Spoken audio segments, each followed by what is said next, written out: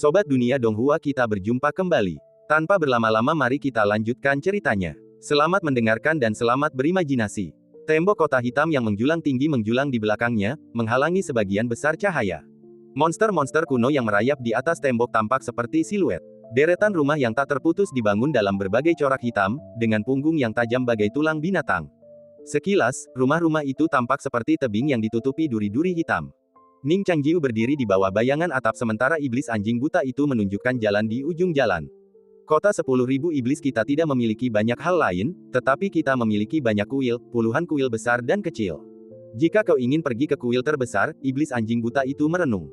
Ning Changjiu memperhatikan bahwa ia lambat berbicara dan bertanya, ada apa? Iblis anjing buta itu menghela napas dan berkata, yang terbesar seharusnya istana iblis selatan.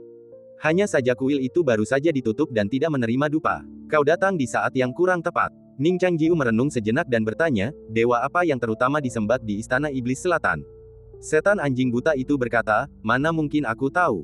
Sebatang dupa di tempat suci seperti ini bisa membakar uangku sebulan. Beraninya aku, setan kecil, masuk. Ning Changjiu bertanya lagi, selain ini, apa tidak ada kuil terkenal lainnya? Setan anjing buta itu sedikit kesal. Ia menyentuh tanah dengan tongkatnya dan berkata, bukankah kau bilang kau hanya ingin mengujiku dengan satu pertanyaan? Sekarang aku sudah menjawabnya. Bukankah seharusnya kau mempekerjakanku sebagai pemandumu? Ning Changjiu menatapnya dengan bingung, kau benar-benar bisa menjadi pemandu. Setan anjing buta itu menunjuk matanya yang buta dan berkata dengan yakin, aku anjing pemandu profesional. Ning Changjiu bingung, anjing pemandu macam apa yang buta? Setan anjing buta itu berkata dengan tatapan sedih, bukankah itu lebih hebat daripada orang cacat? Jika kau punya hati nurani, bukankah kau akan tergerak? Siming bertanya-tanya dari mana datangnya hati nuraninya. Ning Changjiu hendak berbicara ketika ia melihat beberapa monster lagi menyerbu. Kebanyakan dari mereka bertubuh pendek, beberapa siluman kucing, beberapa siluman rubah, beberapa siluman pohon, dan seekor siluman monyet dengan setengah ekornya patah melompat di belakang mereka. Ning Changjiu tidak tahu apa yang mereka lakukan, tetapi ia melihat siluman anjing buta itu sudah berani melawan musuh. Ini tamu yang kutemukan pertama kali. Apa kalian mengerti aturannya? Siluman anjing buta itu, bersandar pada tongkatnya, berteriak, mengayunkannya untuk mengusir mereka. Siluman kucing berambut perak dengan telinga panjang meraih tangannya dan mencibir, hahaha, kau hanya tahu cara menipu pelanggan baru. Terakhir kali kau membawa pelanggan ke jalan buntu, hampir menyebabkan insiden besar, dan kakimu patah. Reputasimu hancur. Sekarang kau berani keluar dan mempermalukan dirimu sendiri. Siluman anjing buta itu berteriak, berhenti memfitnah orang, dasar kucing liar yang bahkan tidak bisa menangkap tikus. Kau sendiri bukan pencuri, kau bisa menghasilkan banyak uang dengan mengirim pelanggan. Baiklah, hentikan mentalitas anjing makan kucing. Biar aku saja, aku bisa menceritakan kisah setiap jalan, setiap gua, dan setiap puncak gunung di sini. Aku berpengetahuan luas dan berbakat, dan tidak ada pelanggan yang pernah kubawa yang merasa tidak puas. Roh monyet di ujung tim melompat dan mengangkat tangannya. Ia adalah seekor monyet berambut coklat berlengan panjang dengan cincin kayu di kepalanya dan gelang kayu di lehernya. Ia menyelipkan ekornya yang patah dan menatap Ning Changjiu dengan senyum di wajahnya, memuji dirinya sendiri. Sesosok iblis berkulit kayu keras segera menghalanginya dan mencibir, oh, pengetahuan apa yang kau miliki? Manakah dari cerita-cerita itu yang bukan karanganmu? Ganti orangnya dan ceritakan kisah yang berbeda. Pergi. Dari segi lahir dan besar di sini, tak seorang pun di sini yang bisa menandingiku. Para iblis masih berdebat, dan ketika mereka melihat sekeliling, mereka mendapati pasangan itu telah menghilang. Para iblis saling memandang, dan wajah mereka yang penuh konfrontasi tiba-tiba melunak, dan mereka semua menundukkan kepala dengan putus asa. Ning Changjiu dan Siming mendarat di jalan lain. Mereka berjalan menyusuri jalan. Setan-setan kecil di sini benar-benar menyebalkan. Mereka tidak punya banyak kemampuan, tapi mereka berisik. Siming menutupi dirinya dengan topeng iblis rubah dan mengeluh pelan. Ning Changjiu berkata, ini semua demi mencari nafkah, jadi jangan mempersulit mereka. Siming menatap pemandangan di sekitar jalan dengan tatapan sayu. Kita mau kemana sekarang? Istana Iblis Selatan, tanya Siming. Ning Changjiu berkata, karena kalian baru saja tiba, tidak perlu terburu-buru. Pertama, cari tahu situasi sebenarnya di kota Wan Yao dan pastikan keselamatan kalian sendiri. Ya, terserah kalian saja, jawab Siming. Keduanya terus maju, melewati area luas yang terdiri dari rumah-rumah kayu rendah dan ramping. Di depan mereka terdapat sebuah kuil tinggi yang megah. Di luar kuil, banyak monster berjubah kuno berdiri tegak, berjalan masuk. Beberapa dari mereka memegang pembakar dupa, sementara yang lain memegang tablet giok, tampak seperti sedang menghadiri pengadilan. Keduanya berjalan melewati kuil sambil berdiri di tengah. Di samping kuil berdinding persegi terdapat sebuah kolam yang dikelilingi 3 sisi. Permukaan airnya tertutup kabut dan hitam pekat dalam cahaya keperakan. Sesekali, gelembung-gelembung air bergemericik, membuat orang-orang merasa seperti iblis yang terpenjara di air yang dalam. Di tepi sungai berdiri beberapa umpak berbentuk kura-kura, dengan kitab suci kuno terukir di atasnya. Ning Changjiu dan Siming datang ke sungai dan memandangi danau. Sima Ming berkata, danau ini terlalu suram. Aku membayangkan ada banyak sekali mayat yang tenggelam di dalamnya. Ning Changjiu berkata, ada cukup banyak ikan di danau. Sima Ming mengerutkan kening dan berkata, memberi makan ikan dengan mayat, lalu menggemukkan dan memakannya. Mengapa terasa agak berlebihan? Ning Changjiu berdiri di depan Sima Ming, dan tiba-tiba merasakan hawa dingin di punggungnya. Ia merasa seolah-olah didorong masuk oleh Sima Ming untuk memberi makan ikan.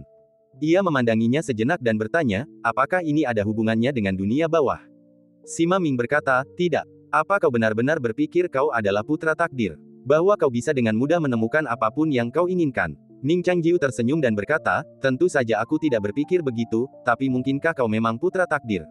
Aku jelas bukan putra takdir. Sima Ming berkata dengan tegas, yang kukendalikan adalah takdir itu sendiri. Ning Changjiu menatap matanya yang penuh kebanggaan, mengingat mimpinya tadi malam, lalu tertawa. Sima Ming mendengus dingin dan terus berjalan maju. Saat itu juga awal musim semi, tetapi angin di kota Wan Yao terasa lebih dingin daripada di luar.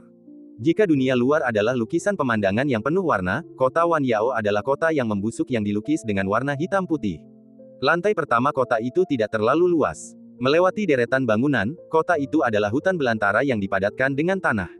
Rumput putih, seperti rambut orang tua, tumbuh di bebatuan di kedua sisinya. Beberapa suku tinggal tersebar di seluruh hutan belantara. Para anggota suku ini sebagian besar adalah goblin berpangkat rendah, masing-masing berwajah runcing dan berwajah kurus. Di belakang rumah mereka, ayam dan bebek di kandang-kandang, melompat-lompat gelisah di dalam kandang, seolah-olah sedang memprotes sesuatu. Hari ini sepertinya adalah hari ujian spiritual di kuil kota Wan Yao, kata Siming.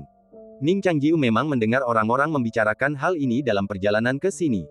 Apa itu hari ujian spiritual? Tanya Ning Changjiu. Siming menjawab, sama seperti manusia, menjadi seorang kultivator di dunia fana itu langka, dan mayoritas masih manusia biasa. Oleh karena itu, sebelum seorang murid dapat bergabung dengan sekte, mereka selalu diuji. Hal yang sama berlaku untuk monster. Butuh proses bagi mereka untuk berubah dari binatang buas dan unggas menjadi monster. Ning Changjiu bertanya, apakah ayam dan bebek itu harus menjalani ujian spiritual? Siming mengangguk dan berkata, ya, mereka yang lulus ujian akan dikurung, dan mereka yang gagal akan dibunuh. Itu saja. Ning Changjiu menghela napas dan berkata, sungguh suatu anugerah menjadi manusia. Siming berkata, bukankah manusia binatang? Kanibalisme adalah sejarah yang selalu terjadi. Sayangnya, semua makhluk hidup di bumi ini sama. Ning Changjiu bertanya balik, apakah kalian para dewa sempurna? Siming berkata, seperti yang kau katakan. Ning Changjiu memandangi sosoknya yang sempurna dan berkata, kalau begitu, kalian para dewa benar-benar bermanfaat bagi umat manusia. Tak tahu malu, Siming menyadari pikiran kotornya dan mengabaikannya. Ia menyilangkan tangan di dada, melangkah maju dengan wajah dingin, dan dalam sekejap mata, sosok kedua orang itu hampir terlintas di hadapannya. Setelah melewati banyak pepohonan yang tumbuh sembarangan, yang berjubah hitam dan yang berpakaian putih muncul di ujung jalan. Di ujungnya terdapat sebuah jurang. Jurang itu dikelilingi kabut hantu. Menurut monster-monster setempat, mereka yang terkurung di jurang ini semuanya adalah pendosa yang telah mengkhianati klan monster. Jangan pergi lebih jauh lagi. Di luar sebuah rumah di tepi tebing, seorang wanita tua sedang menjemur pakaian compang camping. Ia dengan ramah mengingatkan, jika kau melangkah lebih jauh, kau akan dekat dengan pusat kota. Ada banyak sekali monster tua. Jika kau tidak memiliki kekuatan supernatural, sebaiknya kau kembali sesegera mungkin. Apakah pusat kota ada di depan? Tanya Ning Changjiu. Wanita tua itu berkata, "Yah, itu tepat setelah melewati kabut ini." Ning Changjiu berkata, "Terima kasih sudah mengingatkan, Nona." Wanita tua itu mencibir dan berkata, "Anak muda semua sama saja. Tidak ada yang bisa dibujuk." Ning Changjiu tersenyum meminta maaf. Namun wanita tua itu berhenti bicara, berjongkok di pintu, dan berubah menjadi pohon tua. Ning Changjiu berhenti di depan tebing, menatapnya sejenak, lalu berjalan ke samping menyusuri jalan papan bersama Siming. Meskipun bernama kota, kota Wan Yao pada dasarnya adalah tanah berbenteng yang dikelilingi tembok. Di luar kota awal, yang hampir tidak seukuran kota kekaisaran manusia, terdapat puncak-puncak dan jurang yang menjulang tinggi. Bebatuan besar yang retak memperlihatkan garis-garis samar bangunan. Puncak-puncaknya, berkilauan dalam berbagai warna, dengan jelas membatasi daratan, bagaikan kerajaan yang silih berganti. Siming hendak menghunus pedang virtual dan terbang menjauh, tetapi Ning Changjiu menahan tangannya, menggelengkan kepalanya pelan tak percaya. Hanya tertulis kau tak boleh membawa pedang, apalagi menggunakan teknik pedang. Kenapa kau begitu berhati-hati? Gerutu Siming. Dan singkirkan tanganmu. Ning Changjiu melepaskan tangannya, berkata, tunggu sampai kita memahami sifat asli para Raja Iblis di sini sebelum kita menghunus pedang. Tak perlu menimbulkan masalah yang tak perlu. Para Raja Iblis itu pernah bertempur bersama para Santo. Mereka yang selamat pasti memiliki kemampuan sihir yang luar biasa. Siming mendengus, kesal dengan campur tangan Ning Changjiu yang terus-menerus. Lupakan saja, aku akan melakukan apa yang kau katakan, kata Siming dingin. Jika aku menunda Xiaoling, jangan menyesalinya nanti. Ning Changjiu menatap matanya yang dingin, dan tak kuasa menahan diri untuk mengingat mimpi yang dialaminya semalam, ekspresinya yang sedikit menyakitkan, dan rangan lembut di antara bibirnya. Lidah yang tajam, hati yang lembut. Siming melihat senyum tiba-tiba di wajahnya, dan rasa dingin menjalar di hatinya. Apa yang kau bayangkan lagi? Kata Ning Changjiu, tidak, aku hanya berpikir topeng rubah ini sangat cocok untukmu. Siming mencibir, wajah manusiamu dan hatimu yang seperti binatang juga sangat cocok. Petik 2. Ning Changjiu terdiam. Siming akhirnya memenangkan pertarungan, dan sudut bibirnya sedikit melengkung saat ia perlahan berjalan menyusuri jalan papan. Langit redup, dan jalan setapak pegunungan dipenuhi kabut hantu. Ia mengenakan topeng iblis rubah dan berjalan semakin dalam. Ning Changjiu memperhatikan punggungnya dan mengikutinya, tetapi entah kenapa, ia merasa seolah-olah ia semakin menjauh. Ia membuyarkan pikirannya yang kacau. Kedua pria itu berjalan menyusuri jalan papan di sepanjang tebing. Di hadapan mereka, kabut hantu semakin tebal dan menipis. Tebing-tebing itu tertutup lumut hitam, dan tokek hijau tua sesekali melesat lewat. Kabut samar sesekali menerpa wajah-wajah manusia, menatap ngeri kedua orang asing itu. Monster-monster kabut ini tidak mematikan, hanya menyedot energi spiritual beberapa orang seperti mencabuti bulu angsa yang lewat. Namun secara naluriah, tak seorang pun berani mendekati Siming.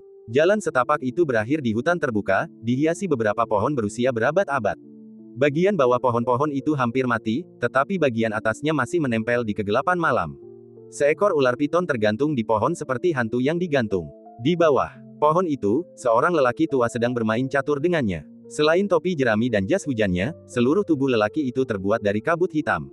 Ia menatap papan catur, tenggelam dalam pikirannya. Saat Ning Changjiu dan Siming lewat, lelaki tua itu terkejut dan menatap mereka.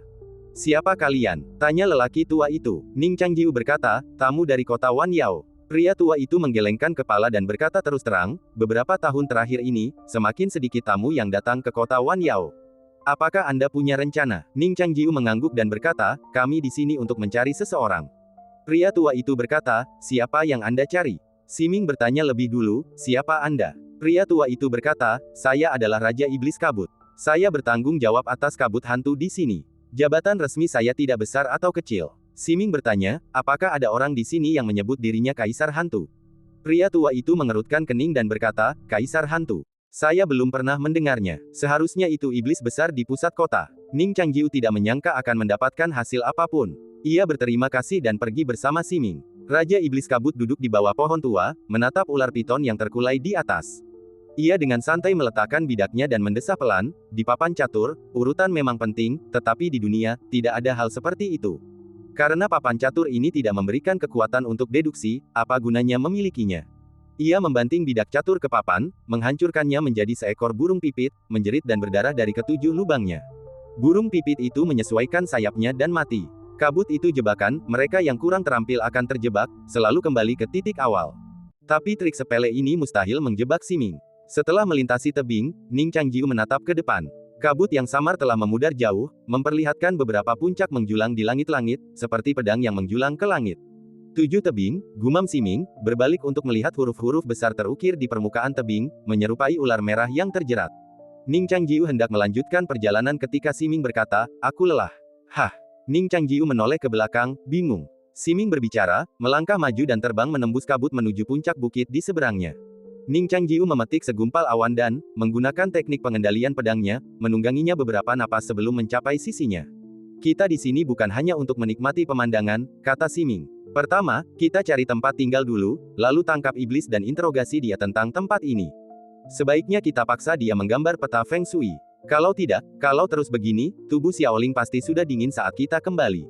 Ning Changjiu, meskipun punya alasannya sendiri, setuju dengan Siming. Lupakan saja soal menangkap monster. Lagi pula, ini wilayah kota 10.000 monster, dan tidak baik menimbulkan kemarahan publik. Siming bertanya, bagaimana kalau merayu monster betina? Ning Changjiu berpikir sejenak dan berkata, aku tidak suka itu. Siming berkata, lalu kenapa kau begitu terobsesi dengan ekor rubah? Ning Changjiu membantah, itu, berbeda. Siming mencibir, Ye Gong suka naga. Ning Changjiu mendesah, merasa Siming telah mengejeknya dengan begitu banyak dongeng dan idiom akhir-akhir ini. Pamer keahlian di depan seorang ahli. Dia diam-diam berencana untuk membalas idiom-idiom ini secara terbuka suatu hari nanti. Pada akhirnya, Ning Changjiu gagal merayu monster betina itu, tetapi kota-kota di puncak gunung ini relatif aman. Setelah Ning Changjiu dan Siming memasuki kota, mereka membeli peta Feng Shui lengkap di sebuah toko. Peta itu menandai nama-nama puncak utama dan kota-kota kecil di bawahnya. Satu-satunya persyaratan toko adalah peta itu tidak boleh dibawa keluar kota 10.000 monster, karena hal itu akan melanggar peraturan. Peta ini digambar dengan kuas roh, kata Siming. Kuas roh. Ning Changjiu bingung. Gambarnya bisa disimpan di atas kertas, tapi tidak di dalam ingatanmu. Siming menjawab, singkatnya, akan terlupakan setelah dibaca. Ning Changjiu menyimpan peta itu. Mereka berdua tidak terburu-buru mencari, tetapi pertama-tama menemukan sebuah penginapan. Meskipun warna penginapan itu agak gelap, tempat itu masih bersih. Ning Changjiu dan Siming berjalan melalui koridor yang dipenuhi pola-pola samar hingga mereka mencapai ujung jalan dan memasuki sebuah ruangan. Siming melepas topengnya dan menyelipkannya di pinggang. Ia berjalan ke jendela, membukanya, dan melihat ke bawah. Ada cukup banyak orang di kota 10.000 monster, kata Siming. Orang-orang, yah, apa kau tidak merasakannya saat datang? Banyak orang tidak memiliki aura iblis. Ning Changjiu memang merasakannya, tetapi ia menganggapnya karena mereka pandai menyembunyikan diri. Siming berkata, kota Wan Yao memang surga bagi iblis, tetapi pegunungan yang tinggi di dalam kota megah ini menawarkan pelarian yang sempurna bagi beberapa penjahat manusia. Selama mereka tidak melanggar aturan kota Wan Yao, mereka tidak akan diusir dan bisa hidup di sini seumur hidup. Begitu, Ning Changjiu mengangguk setuju. Kalau kau pernah diburu, kau bisa kabur dari sini. Siming menjawab dengan dingin, jangan berhayal. Para dewa berada di tempat yang tinggi, dengan pandangan yang berwibawa. Jika aku memburumu, bahkan jika kau lari ke ujung bumi, itu akan sia-sia. Ning Changjiu tersenyum. Siming tersadar dari jendela dan melirik cermin rias di atas meja, sedikit mengernyit. Sebuah piring buah diletakkan di depan cermin. Ini cermin pemantul hati, kata Siming. Ini harta karun langka di luar sana, tapi di sini kau bisa menemukannya di mana-mana. Apa itu cermin pemantul hati? Tanya Ning Changjiu. Siming duduk di depan cermin, mengambil sebuah buah, dan berkata, kau hanya perlu mengupasnya dengan pisau. Setelah kau mengupasnya sepenuhnya, kau bisa melihat wujud orang yang kau cintai di cermin. Ning Changjiu bertanya dengan rasa ingin tahu, kenapa kau harus mengupas buahnya? Siming berkata, karena kulit buah mudah dipotong, orang-orang akan lebih berhati-hati dan fokus. Jiwamu akan terpusat di cermin dan dikenali oleh cermin itu. Setelah Siming selesai berbicara, ia mengangkat pisau buah dan bertanya sambil tersenyum, kau mau mencobanya? Ning Changjiu berkata, perlu mencobanya. Siming bertanya, sepertinya kau tidak berani, kan? Ning Changjiu bertanya, selain dirimu sendiri, adakah orang lain yang bisa melihat orang di cermin itu?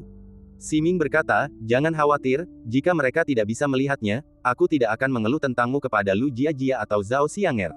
Ning Changjiu berkata, tidak apa-apa. Kenapa? Tanya Siming. Ning Changjiu berkata dengan tenang, aku khawatir cermin ini tidak bisa menampung begitu banyak orang. Siming berkata dengan muram, tidak tahu malu. Ning Changjiu bertanya, kau mau mencoba? Siming mendengus, aku tidak perlu. Dewa tidak mencintai dunia. Bagaimana mungkin cermin yang dibuat secara kasar bisa mencerminkan hatiku? Mereka berdua sepakat, tak satu pun dari mereka mencoba melihat cermin itu. Ning Changjiu mengeluarkan peta Feng Shui dan berkata, mari kita bahas rutenya dulu. Siming duduk di sampingnya dan mengamati peta itu bersama-sama. Gunung-gunung, besar dan kecil, ditandai dengan nama mereka. Meskipun peta itu digambar dengan kuas spiritual, Siming dapat dengan mudah mengingatnya, tetapi ia tidak, karena bagian terdalamnya, inti dari kota 10.000 monster, dicat hitam. Nah, kita sudah sampai sekarang, Gunung Baosiang. Penguasa gunung ini seharusnya seekor gajah, kata Ning Changjiu. Yang paling dekat adalah Gunung Singa Unta. Sepertinya tidak sehebat Raja Dunia Bawah. Tapi bukankah kura-kura roh itu memintamu untuk menemukan singa hijau berkepala 9? Kau bisa pergi dan melihatnya, kata Siming. Yah, tidak perlu terburu-buru. Jika kau bisa menemukan singa hijau berkepala 9, kau akan menemukannya. Biarkan saja terjadi. Tidak perlu membuang waktu untuk mencari, kata Ning Changjiu. Siming memujinya, kau benar-benar orang yang menepati janjimu.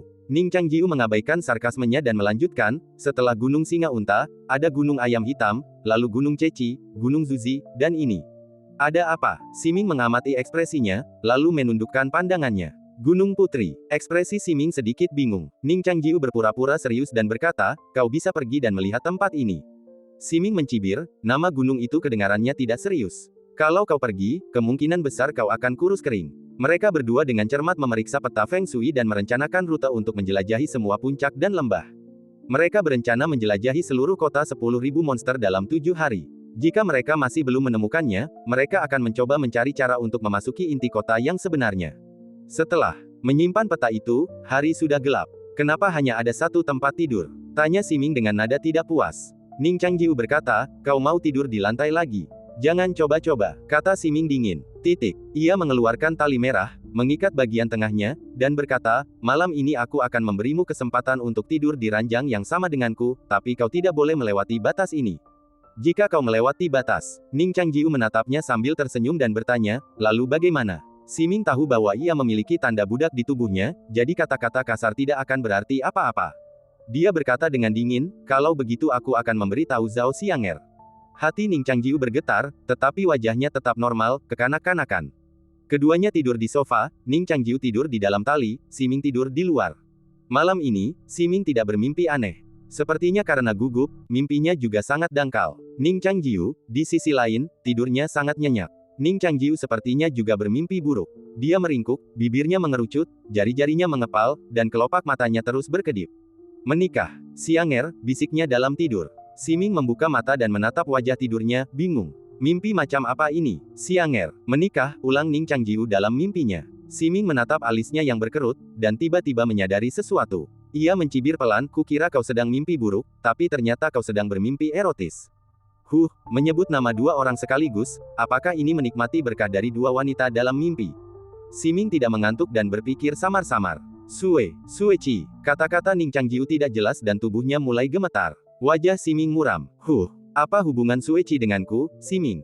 Siming, teriak Ning Changjiu lagi. Ekspresi Siming sedikit terkejut, berpura-pura tidur untuk menggodaku. Ia mengulurkan tangannya dan menutupi dahi Ning Changjiu. Ia merasa berat dan bingung. Apakah ia sedang dirasuki setan? Tidak, bagaimana mungkin seseorang melakukan sihir seperti itu tanpa memberitahuku? Kecuali jika alam orang itu melampaui puncak 5 jalur.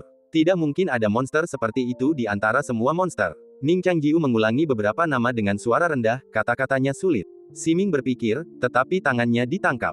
Dia berjuang untuk sementara waktu tetapi gagal melepaskannya. Ning Changjiu tampaknya telah meraih sedotan penyelamat.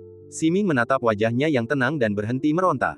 Hari sudah pagi ketika Ning Changjiu bangun. Dia membuka matanya dan menemukan bahwa garis-garis merah di sekelilingnya masih rapi.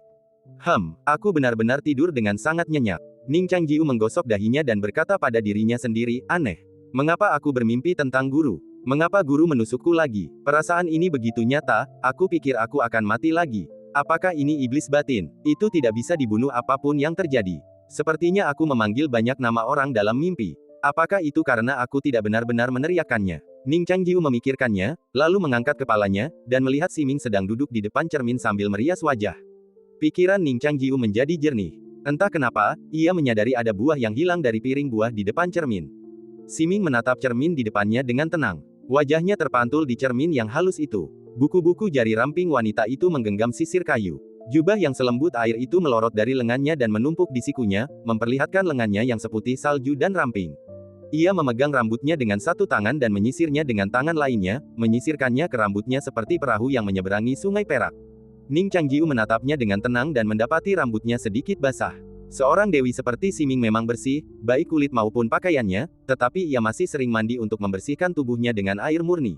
Ning Changjiu menatap mangkuk buah sejenak, lalu melirik ke sekeliling dengan tenang, mencari sisa-sisa kulit buah, tetapi Siming jelas sudah bangun pagi dan membersihkan semua yang ada di sekitarnya. Siming menyadari bahwa Ning Changjiu sudah bangun, tetapi ia mengabaikannya. Tadi malam, ia memegang tangannya hampir sepanjang malam, melontarkan kata-kata aneh, yang membuatnya marah. Jadi, setelah mimpi buruk Ning Changjiu mereda, ia membuat pengecualian dan membersihkan dirinya dengan air dari air terjun suci sungai surgawi dan mata air dalam di lembah dalam. Ning Changjiu baru saja membuka mulut untuk berbicara ketika Siming bertanya, apa hubunganmu dengan Liu Xiwan? Ning Changjiu terkejut, dan dengan hati-hati bertanya, apakah aku mengatakan sesuatu tadi malam? Siming melirik wajahnya, bibirnya melengkung, dan kekecewaan berkelebat di mata dinginnya. Ia hampir yakin Ning Changjiu bermimpi erotis tadi malam. Kota Wan Yao ini penuh dengan iblis, dan mereka telah menghabiskan begitu banyak waktu mengembara di pegunungan dan hutan. Mungkin mereka telah terpapar oleh suatu kejahatan yang tidak diketahui, membangkitkan hasrat yang telah lama terpendam dalam diri mereka. Itu bukan masalah besar, tetapi bagi seseorang di puncak alam Istana Ungu untuk tidak berniat terpapar pada hal seperti itu akan memalukan. Terlebih lagi, keinginannya yang telah lama diidam-idamkan adalah untuk Siming menyipitkan mata sipitnya yang dingin dengan jijik. Ujung lidahnya dengan lembut menyentuh bibirnya, mewarnai kelembutannya dengan kilau mutiara. Ia menatap Ning Changjiu dengan senyum tipis dan berkata, "Apa yang kau impikan? Kau sendiri tidak tahu, tapi kau malah bertanya padaku. Apa kau merasa bersalah?" Ning Changjiu menundukkan kepalanya, bersandar di tempat tidur, tangannya dengan lembut menekan kepalanya saat ia mengingat mimpi semalam. Dalam mimpinya, ia kembali ke pemandangan tak sedap. Pemandangan tak sedap itu diselimuti kegelapan dan cahaya redup. Ia berdiri di depan pemandangan itu dan melihat ke bawah. Di kota Dahe, lentera-lentera perlahan melayang ke langit malam, menghiasi istana Giok Hanyu. Semuanya sama seperti dulu. Ning Changjiu menyadari ia sedang bermimpi. Ia sudah lama tidak bermimpi seperti ini, jadi ia tidak terburu-buru untuk bangun. Kemudian, ia mendongak. Di tengah 30.000 hektar ladang Qiongtian, sebuah cermin giok tergantung tinggi. Rambut hitam dan jubah putih yang familiar melayang di matanya. "Guru," hati Ning Changjiu bergetar. Kemudian, ia melihat sosok halus gurunya. Menari di bawah sinar bulan, perlahan bangkit. Ia tampak berdiri di atas panggung perak, di istana bulan langit giok, menggenggam mahkota duri sebagai pedang, dan berputar dengan mudah. "Guru," Ning Changjiu tiba-tiba menyadari bahwa ia tidak dapat mengingat namanya. Iblis batin. Ia segera menyadarinya. Selama kesengsaraan iblis batinnya di alam Istana Ungu, iblis batinnya adalah Jiu Ying. Namun ia tahu iblis batinnya yang sejati akan selalu menjadi malam kenaikan di bulan purnama di kehidupan sebelumnya. Gambaran gerbang kuil terbuka, guru muncul dengan pedang, memutus jalannya menuju keabadian dan kenaikan dengan satu serangan. Namun kesengsaraan iblis batin tidak dapat mengungkapkan rahasia yang sebenarnya, jadi ia memilih Jiu Ying. Mungkinkah ini kesempatan untuk memasuki 5 jalan? Hati Ning Changjiu bergetar. Meskipun ia telah mencapai puncak Istana Ungu, kesempatan ini masih datang terlalu tiba-tiba. Sebuah kesadaran mendalam muncul di benaknya, dan ia bergidik. Saat gurunya menghunus pedang dan berbalik, ia juga menghunus pedang di belakangnya, ekspresinya serius. "Jika itu iblis batiniah, jika itu mimpi, maka aku akan membasmi iblis-iblis dalam diriku dalam mimpiku." Begitu pikiran ini terbentuk di benaknya, energi spiritual di dalam dirinya meletus dalam gelombang yang tak terhentikan, melepaskan gemuruh seperti gemuruh gunung dan lautan. Jubahnya yang bergetar berderak diterjang guntur, dan rambutnya yang panjang dan tergerai menari-nari seperti angin yang mengamuk. Kekuatan ini, Ning Changjiu, dengan pedang di tangan, tiba-tiba mendongak. Ia langsung menyadari bahwa ia telah kembali ke puncak kehidupan sebelumnya. Ini adalah puncak 5 jalan, selangkah menuju legenda. Dao Agung berada dalam jangkauan. Ning Changjiu merasakan kekuatan di dalam dirinya, yakin bahwa selama ia memegang pedang ini, ia dapat membasmi semua iblis di dalam dirinya. Pemuda itu menghunus pedangnya, dan di tengah gemuruh guntur, ia menembus udara dan menebas ke arah bulan. Hasilnya sudah bisa ditebak. Seperti Siming, Ning Changjiu telah dianugerahi kekuatan yang melampaui puncak, namun ia masih tak berdaya di bawah bayang-bayang bulan. Beberapa jam kemudian, Ning Changjiu berlutut dengan satu kaki, terengah-engah dan bersandar pada pedangnya. Ia mengangkat kepalanya dengan susah payah, menatap sosok itu, seolah-olah ia telah dibawa kembali ke kehidupan masa lalunya, cengkeramannya pada pedang hampir goyah karena putus asa. Tidak mampu mengalahkan sang guru bukanlah keputusasaan, dan tidak mampu mengatasi iblis dalam diri sendiri bukanlah mimpi buruk yang sesungguhnya. Yang paling menakutkan adalah, suara pintu kayu yang bergesekan dengan tanah terngiang di telinganya, itu adalah suara gerbang kuil yang terbuka. Ning Changjiu menoleh ke belakang, itu adalah pemandangan yang membuat jantungnya berdebar dan kulit kepalanya meledak. Para murid di kuil berjalan keluar. Namun yang pertama keluar, adalah Zhao Xianger. Xianger mengenakan gaun merah yang belum pernah dilihatnya sebelumnya. Wajahnya yang halus begitu anggun dan halus. Rambut hitamnya yang dikepang rumit dan mahkotanya yang bagaikan emas murni membuat temperamennya semakin agung dan suci. Ia menuruni tangga, gaun merahnya berkibar di lantai, lalu ia sedikit mengangkat kepalanya. Di mata hitam putihnya, hanya bulan yang terpantul. Kemudian, sesosok anggun berambut hitam dan berpakaian putih, dengan pedang kuno di pinggangnya, berjalan keluar dari belakangnya. Wajah wanita itu lembut dan dingin, dan sosoknya anggun dan elegan, bagaikan bunga teratai di kolam giok, atau bagaikan pedang yang kuat, bagaikan giok dan pelangi. "Itu Lu Jia-Jia. Jia-Jia, Xianger," gumam Ning Changjiu pelan, merasakan firasat buruk. Zhao Xianger dan Lu Jia-Jia berdiri di bawah sinar bulan dengan lentera di langit. Zhao Xianger mengeluarkan payung merah, dan Lu Jia-Jia mengeluarkan Minglan. "Xianger, Jia-Jia," Ning Changjiu melebarkan matanya, dan melihat Siming, berambut perak dan berjubah hitam, memegangi kaki giok, perlahan berjalan keluar dari kuil. Ia mengenakan jubah suci bermotif garis-garis perak, dan wajahnya secantik dewa, seolah siap terbang terbawa angin kapan saja. Sueci, Ning Changjiu tak mengerti apa yang sedang terjadi. Mengapa para senior menjadi? Kemudian, Ning Xiaoling pun keluar dari kuil. Ia bukan lagi rubah kecil, melainkan kembali ke penampilan aslinya yang menawan dan mempesona. Ia mengangkat kepalanya, wajahnya sedingin tuannya, dan cahaya bulan menyinarinya. Di belakangnya, berdiri seorang wanita berbaju merah. Wanita itu sangat cantik dan dingin. Ia memegang pedang, seperti hantu yang berlumuran darah setelah membunuh. Ning Changjiu tertegun sejenak sebelum menyadari bahwa ia adalah Cao Xiaoli. Saat ini, temperamennya mirip dengan Xiang'er, tetapi ia seolah berdiri di langit, seolah berdiri di tanah. Kemudian datang seorang gadis cantik berambut pendek, mengenakan pakaian ketat, tampak sedikit liar dan sombong. Ia adalah Liu Xiwan, yang baru saja pergi. Mereka semua menghunus pedang. Pedang perak Liu Xiwan, khususnya, terasa jauh, namun terasa seperti terhubung. Ning Changjiu membisikkan nama mereka dengan lembut. Akhirnya, seorang pemuda berpakaian putih muncul dari kuil, itu adalah dirinya sendiri. Ning Changjiu menyadari itu mimpi, kalau tidak, bagaimana mungkin ia memiliki perspektif holistik. Ia mencoba meyakinkan dirinya sendiri bahwa itu mimpi. Karena, para wanita ini, yang begitu terikat padanya, begitu terobsesi padanya, mulai naik dengan pedang mereka. Naik, jangan naik, jangan naik. Ning Changjiu teringat akan penderitaan sang pawang naga. Ia tahu itu mimpi, namun ia tetap berteriak, matanya menyala-nyala, suaranya memilukan. Namun mereka tidak dapat mendengarnya. Mereka terbang menuju bulan, seolah mendekatinya, namun lebih seperti menjauh. Antara kaget dan mati rasa, sebilah pedang menembus dadanya. Ia terlambat menyadarinya. Itu adalah pedang gurunya. Mimpinya hancur. Ning Changjiu terbangun, menatap sosok Siming, dan merasakan kedamaian di dalam dirinya, untungnya, itu hanya mimpi. Aneh, mengapa ia memimpikannya kejadian seperti itu? Apakah iblis di dalam kesadarannya begitu keras kepala? Atau apakah karena ia dekat dengannya, sehingga ia tak bisa berhenti memikirkan bayangan yang tak terhapuskan itu? Lagi pula, ia terlalu khawatir. Kenapa kau tidak menjawab? Kau pasti lupa apa yang kau impikan. Tanya Siming sambil tersenyum tipis. Ning Changjiu berkata samar-samar, aku benar-benar tidak ingat. Siming mencibir, yang semakin menegaskan pikirannya. Itu memang mimpi yang berharga 1000 keping saat itu. Ada begitu banyak orang dalam mimpi itu. Ia memperlakukan semua orang sama dan menerima semua orang. Memikirkan hal ini, Siming hampir menggunakan sisir sebagai pedang untuk menebas dada Ning Changjiu. Ning Changjiu berkata, mungkin dia terjebak dalam mimpi buruk. Mulai sekarang, dia masih harus lebih berhati-hati dan tidak boleh sombong. Ya, Siming menjawab dengan acuh tak acuh, dan dalam hatinya menyimpulkan bahwa itu hanyalah alasan buruk Ning Changjiu. Ning Changjiu melihat sikapnya yang buruk dan berpikir bahwa dia telah melakukan sesuatu yang tidak pantas tadi malam. Dia melihat benang merah lurus itu dan bertanya, benang ini tidak bergerak. Seharusnya aku tidak melakukan sesuatu yang salah tadi malam, kan? Siming marah karena tangannya dipegang sepanjang malam, tetapi dia tidak bisa mengatakan yang sebenarnya ketika Ning Changjiu menanyakan hal ini, kalau tidak, itu akan sangat memalukan. Lagi pula, dia jelas punya kesempatan untuk melepaskan diri. Setelah itu, dia hanya bisa menarik benang merah itu dengan cermat untuk menutupi kebenaran. Memikirkan hal ini, Siming merasa semakin bersalah.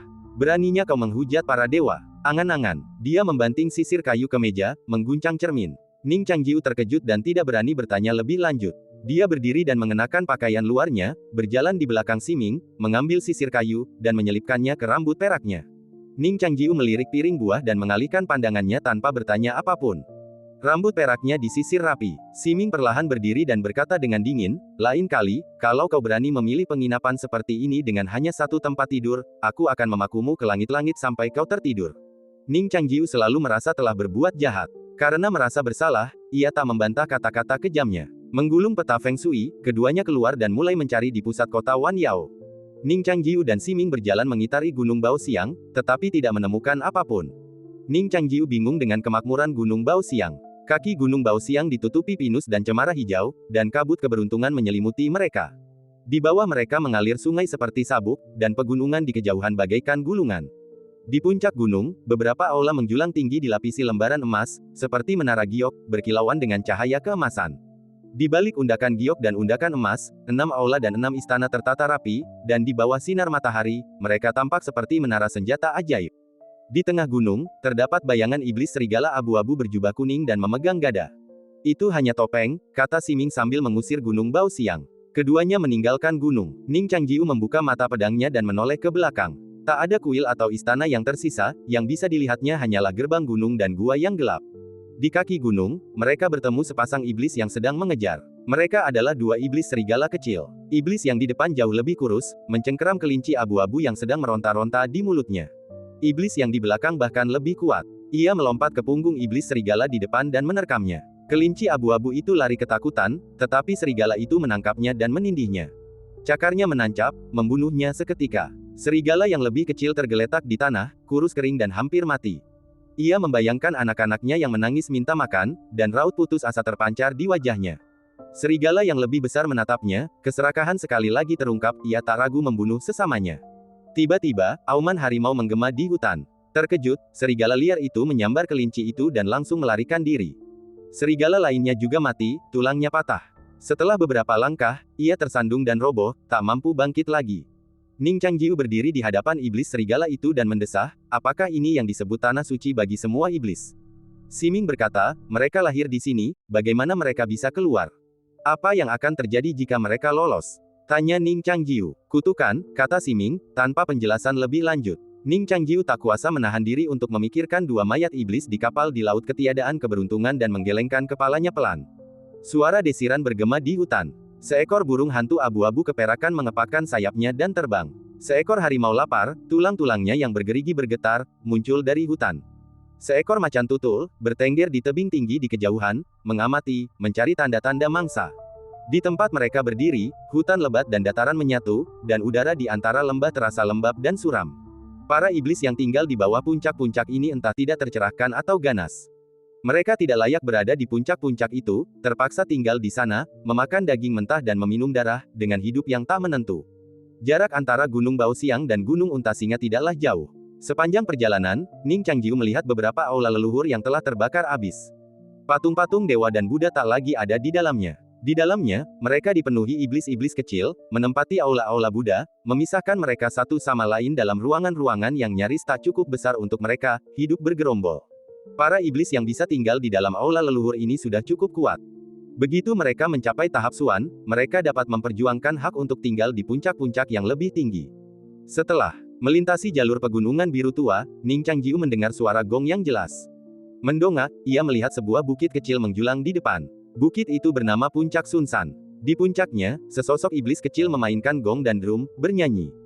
Di balik puncak itu terbentang Gunung Untasinga yang terkenal itu. Suara Siming terdengar, dan ia tiba di belakang iblis kecil di puncak patroli. Ia memukulnya hingga pingsan dengan jarinya, mencari informasi di lautan kesadarannya. Siming melayang ke sisi Ning Changjiu dan berkata, ada dua iblis di puncak singa unta, seekor singa biru dan seekor gajah putih. Menurut ingatan iblis kecil itu, kedua iblis ini dulunya adalah iblis yang sangat ganas. Tepat saat mereka hendak menaklukkan sebuah kota, mereka dicerahkan oleh seorang suci dan menghindari jalan kejahatan. Petik 2. Namun, singa biru itu tampaknya tidak berkepala 9, tambah Siming. Ning Changjiu tidak peduli dengan hal ini, lagi pula, kura-kura roh itu sendiri tampaknya tidak peduli. Keduanya mendaki ke puncak unta singa. Di kaki puncak unta singa, terdapat banyak patung dewa dan Buddha yang hancur berantakan. Menaiki tangga batu, di tengah jalan, pemandangan menjadi jauh lebih luas. Masih ada beberapa kuil di sini, tetapi para dewa yang disembah di kuil-kuil itu semuanya monster. Ini berbeda dengan kuil-kuil hantu di luar. Patung-patung di kuil itu penuh kasih dan tidak berbahaya bagi manusia dan hewan, tetapi mereka tidak melakukan apapun. Ning Changjiu tiba-tiba berhenti dan melihat sebuah kuil tua di antara bendera-bendera. Di depan kuil, seekor monyet dengan jimat kertas di seluruh wajahnya duduk bersila, menggumamkan sesuatu. Ketika ia melihat Ning Changjiu, ekspresinya menjadi cerah, dan ia langsung berkata, tamu, kau lagi. Sangat berbahaya pergi ke puncak unta singa. Apakah kau ingin ramalan? Ning Changjiu mengenalinya. Monyet berekor patah itulah yang sejak awal mencoba menjadi pemandu di pintu. Ning Changjiu menatap monyet itu, mengenakan jubah Tao compang camping dan menggenggam ember bambu, dan bertanya-tanya, aku tidak menyangka kau ternyata penipu ulung. Monyet kecil itu menyeringai dan berkata, bagaimana kau bisa berkata begitu? Meskipun aku terpaksa mencari nafkah, aku punya beberapa keterampilan yang benar-benar unik. Pelanggan, tolong beri aku ramalan. Kocok cepat, karena aku harus kembali ke kota luar untuk melakukan lompat api bersama saudara-saudaraku. Ning Changjiu menatap monyet itu, yang memiliki banyak peran, melirik Siming, dan bertanya, apakah kau ingin ramalan? Monyet kecil itu segera menjawab, prediksiku tentang pernikahan sangat tepat. Ekspresi Siming berubah tegas, dan ia hampir meledak. Ning Changjiu menatap monyet kecil itu dan segera bertanya, selain pernikahan, apakah kau tahu hal lain? Monyet kecil itu bertanya ragu-ragu, apa yang ingin kau prediksi? Ning Changjiu benar-benar kehilangan kepercayaan padanya. Iblis kecil ini, yang tampak seperti kera, tetapi bukan kera, memiliki akar yang biasa-biasa saja dan bakat yang biasa saja. Ia mungkin hanyalah iblis tingkat rendah di kota Wan Yao, hanya sedikit lebih baik daripada binatang buas yang hidup di hutan dan pegunungan. Ning Changjiu mengira itu hanya amal. Ia melemparkan beberapa koin tembaga kepada iblis monyet berekor patah dan berkata, berdoalah untuk apapun. Oke, tutup mata Anda, Tuan, dan pikirkan apa yang paling Anda pedulikan saat ini. Iblis monyet itu menerima koin tembaga sambil tersenyum, matanya berbinar-binar. Ia segera duduk tegak, memejamkan mata, dan menggoyang-goyangkan tongkat-tongkat itu, bergumam sendiri. Ning Changjiu memejamkan mata dan berpikir sejenak, lalu mengangkat lengan bajunya dan dengan santai menghunus sebuah tongkat. Ia melihatnya dan melihat tulisan. Untuk kehidupan abadi, mintalah pada rusa putih. Untuk keabadian, mintalah pada katak giok. Ning Changjiu menatap tulisan itu dengan bingung. Rusa putih, katak giok. Yang terakhir mungkin memiliki arti yang mungkin berkaitan dengan sang guru, tetapi apa itu rusa putih?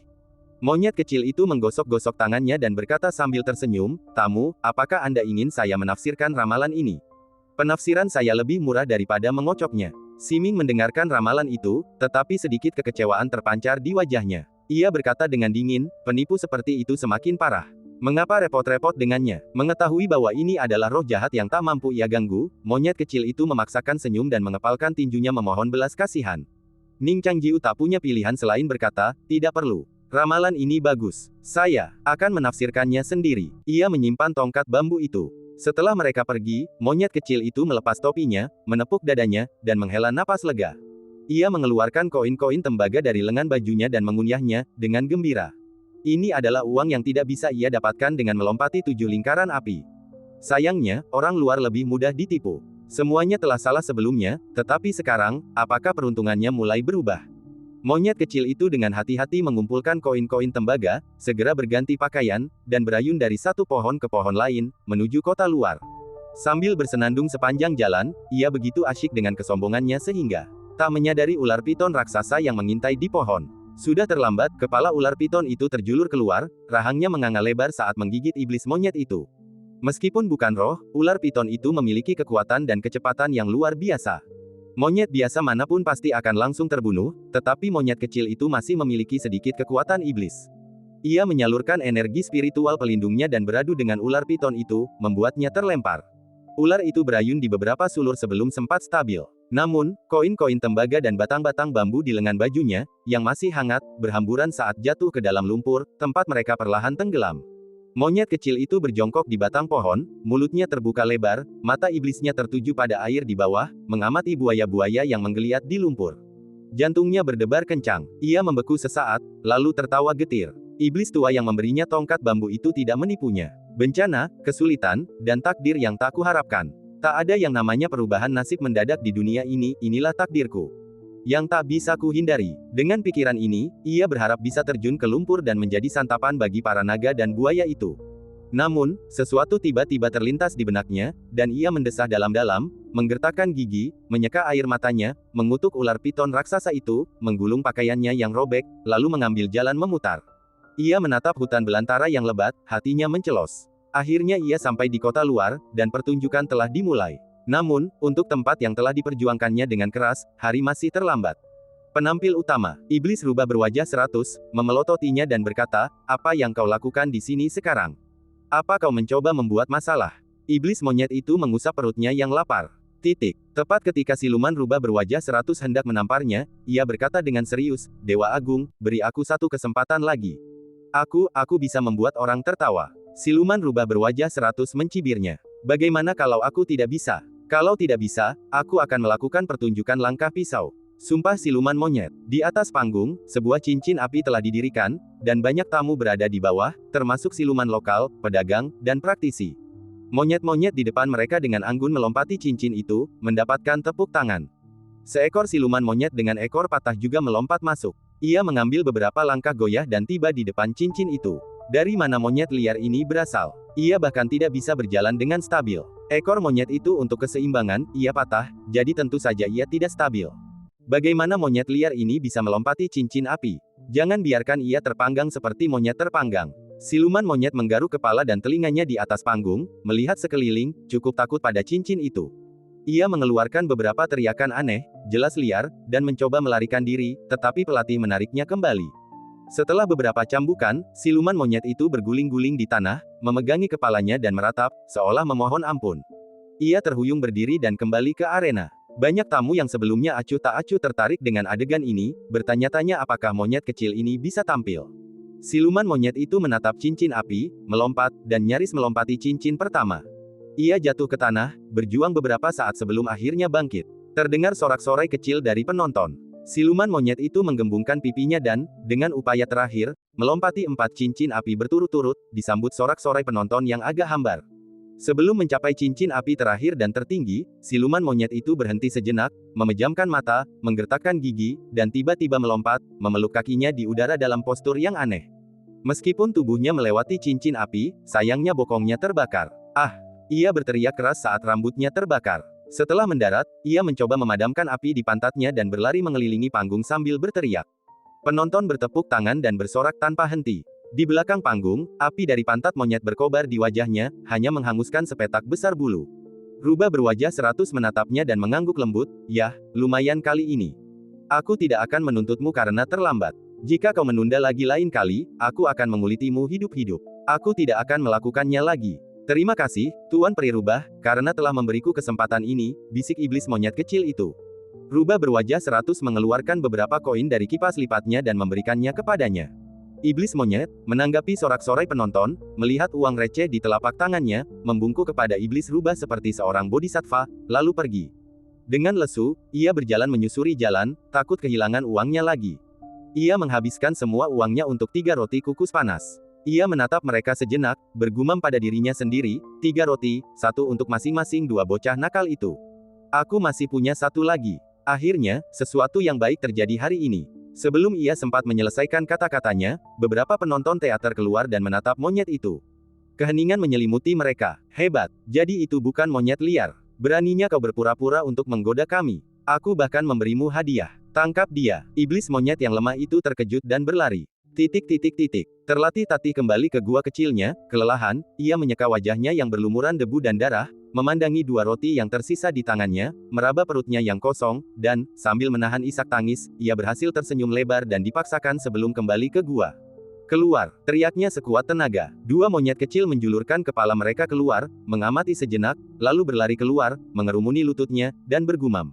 Berhenti berdebat, kalian berdua menyebalkan. Setan monyet itu memarahi sambil tersenyum, melihat ke arah 2 monyet kecil yang dipungutnya. Ia menyerahkan 2 bakpao kukus, masing-masing 1, dan berkata sambil tersenyum, bakpao-nya masih panas, makanlah dengan lahap. Hei, jangan menatapku seperti itu, aku sudah makan sampai kenyang di luar. Ayah juga berburu ular besar hari ini, tetapi ketika menguliti dan memanggangnya, pantatnya terbakar. Ayah sangat kuat, jadi tidak apa-apa. Kamu masih muda dan tidak bisa makan daging. Kalau kamu besar nanti, ayah akan memotongkan daging ular untukmu. Rasanya lezat, hehe. Monyet-monyet kecil itu telah lapar sepanjang hari, dan ketika mereka mendengar apa yang dikatakan setan monyet itu, mereka langsung mulai makan dengan lahap. Setan monyet itu menatap mereka dan menunjukkan senyum lega. Jangan khawatirkan ayah, dia hanya sedang berburu. Iblis monyet itu menepuk kepala mereka dan berkata lembut, meskipun ayah punya kekuatan magis yang hebat, selalu ada kemungkinan gagal saat berburu. Bagaimana jika, kukatakan bagaimana jika, suatu hari nanti ketika kota ini runtuh, aku ingin kalian lari, dan kalian tidak boleh menoleh ke belakang. Dan cerita pun berakhir, nantikan cerita selanjutnya. Terima kasih telah mendengarkan.